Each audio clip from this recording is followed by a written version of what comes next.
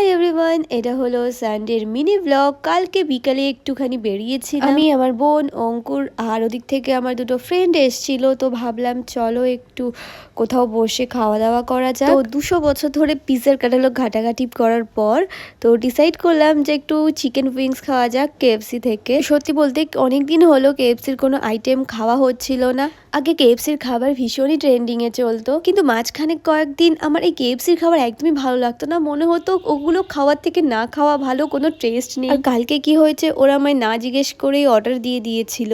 আর এই পুরো বাকেটটাই নিয়েছিল হচ্ছে 450-র মতো। আর 5 জনের জন্য খাবারটা পুরো এনাফ ছিল। আর খাবারের দামও ভীষণই রিজনেবল। বোনলেস চিকেন তো ছিলই, তার সাথে অনেক হাড্ডিরও চিকেন ছিল। তো সেগুলো আস্তে আস্তে চিবানোর পর দেখলাম যে আমরা 10 ঘন্টা প্রায় পেরিয়ে গেছে। ওরা জোকসাপাট, কিন্তু এখানে ওরা খেলা দেখছিল, কারণ এখানে আবার খেলা চলছিল। যেই খেলা চললো সেই অমনি সবার মুন্ডুটা কেমন ঘুরে গেছিলো। তো যাই হোক, এটাই ছিল আজকের ভিডিও।